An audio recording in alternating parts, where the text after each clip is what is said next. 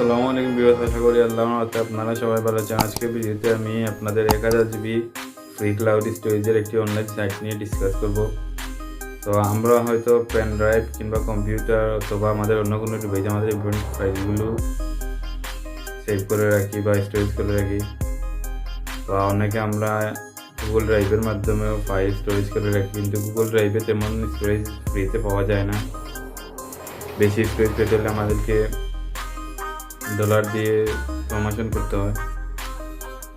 তো আমি আজকের ভিডিওতে আপনাদের একটি 1000 জিবি ফ্রি ক্লাউড স্টোরেজের সাইট দেখিয়ে দিব, যার মধ্যে আপনারা easily unlimited file cloud storage করে রাখতে পারবেন। তো আমি আপনাদের মোবাইল স্ক্রিনের মাধ্যমে সাইটটির ডিটেলস দেখিয়ে দিচ্ছি। Keep watching the video.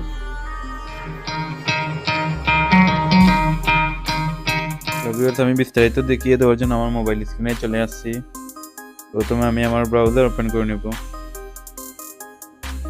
Browser open হয়ে গেছে। ব্রাউজারে সার্চ বারে টাইপ করব terabox.com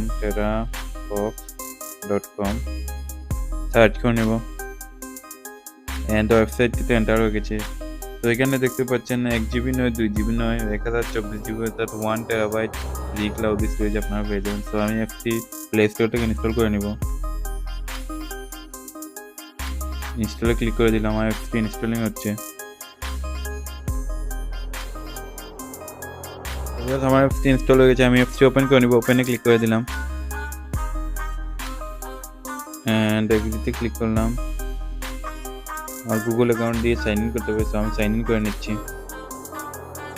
ভিউয়ার্স, আমি আমার পাসওয়ার্ড এবং ইমেল অ্যাকাউন্ট দিয়ে আমার অ্যাপসটিতে সাইন ইন করে নিয়েছি। তো এইখানে অপশন আছে আমি অটোমেটিক ব্যাকআপ করবো নাকি পরবর্তীতে আমি আমার নিজের মতো ইচ্ছা মতো ফাইল এখানে শেয়ার করবো। আমি আজকে লেটারে ক্লিক করে দিলাম এন্ড এখানে প্রিমিয়াম অপশনটি আসতেছে, তো আমি স্কিপ করে নিলাম। তো আমার অ্যাপটিতে এন্টার হয়ে গেছে। এখানে দেখেন আমার কোনো ফাইল এখনো শেয়ার করা হয় নাই। তো আমি প্লাস আইকনে ক্লিক করে আমার কোনো ফাইল স্টোরেজ করে আপনাদেরকে দেখিয়ে দিব এক্সাম্পল হিসেবে। তো আমি প্লাস আইকনে ক্লিক করে নিলাম এন্ড এইখান থেকে ফটোস অপশন সিলেক্ট করে নিলাম। Got it now.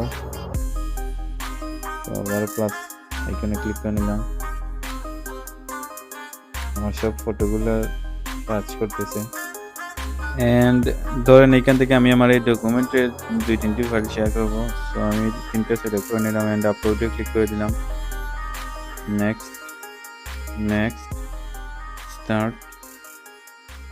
Okay, done. তো আমার ফাইল আপলোডেড হয়ে গেছে। আমি ফাইলে গিয়ে চেক করে নেব। তো এই যে দেখেন আমার সিলেক্ট করা ফটোগুলো এখানে চলে আসছে। এই যে দেখেন, আর বাকি যে এইগুলো আমার ফাইলে আছে সেগুলো শো করতেছে। এগুলো আমি চাইলে ইজিলি এখানে ব্যাকআপ করে নিতে পারবো। এগুলো আমার ব্যাকআপ করা হয়ে গেছে ক্লাউডে।